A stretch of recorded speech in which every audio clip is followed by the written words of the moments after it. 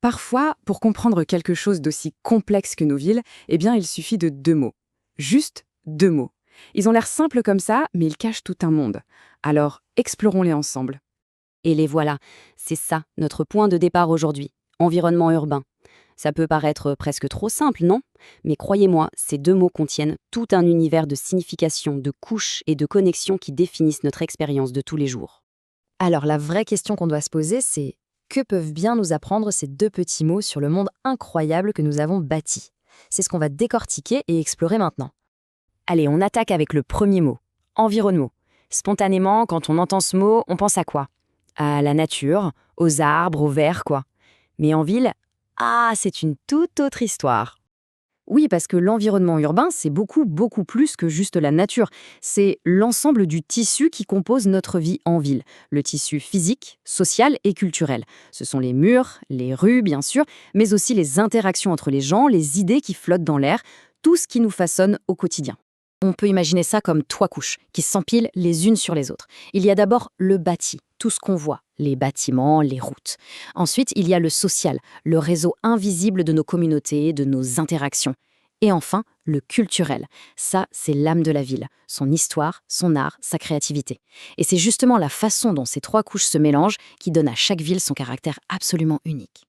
Bon, on a décortiqué environnement. Maintenant, passons au deuxième mot, urbain. Qu'est-ce qui fait qu'un environnement est spécifiquement urbain au juste? Quels sont les ingrédients qui font une ville? Alors, si on a compris ce qu'est l'environnement, qu'est-ce qui le rend urbain? En fait, ce n'est pas une seule chose. C'est plutôt comme une recette de cuisine, avec plusieurs ingrédients indispensables. L'urbanité, c'est donc une recette. Et dans cette recette, on a 4 ingrédients essentiels. D'abord, une forte densité de population, puis une grande diversité de gens, d'activités, ensuite des infrastructures super complexes, et enfin, bien sûr, un rôle de pôle économique. Pris séparément, aucun de ces éléments ne suffit, c'est le mélange des 4 qui crée la ville. Et pour bien comprendre, le plus simple, c'est de comparer avec le monde rural. On passe d'une faible densité à une très forte densité, d'une économie locale à un hub mondial, de systèmes assez simples à des réseaux hyper connectés. C'est vraiment ce changement d'échelle, cette bascule, qui définit l'expérience urbaine. Ok, maintenant on a nos 2 pièces du puzzle, environnement et urbain. Que se passe-t-il quand on les assemble? Eh bien, on obtient une image, une métaphore vraiment puissante pour comprendre ce qu'est une ville. Une ville est un texte collé. C'est un peu comme un vieux parchemin sur lequel chaque époque, chaque génération est venue écrire par-dessus la précédente. On ajoute des couches, des notes, des dessins, sans jamais vraiment effacer ce qui était là avant. Et ce collage, il se construit par strates. Tout part de l'histoire, les fondations invisibles. Par-dessus, l'infrastructure vient dessiner le squelette, les artères. Puis la culture arrive et ajoute la couleur, la personnalité. Et enfin, il y a les gens.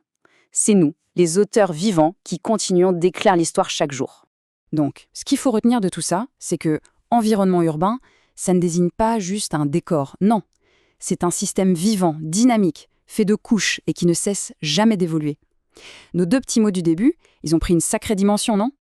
Mais attendez, il manque un élément essentiel dans tout ça. Le plus important peut-être, c'est le lien humain. Comment est-ce que cet immense système se connecte à l'expérience de chacun d'entre nous?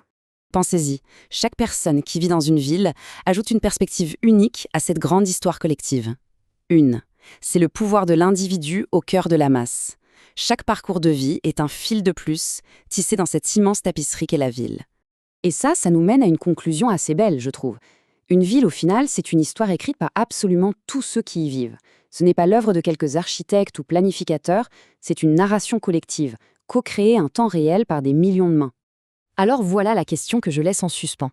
Quelle histoire raconte l'environnement juste là, autour de nous? Et surtout, quel nouveau chapitre, quelle nouvelle phrase est en train d'être écrite aujourd'hui, maintenant?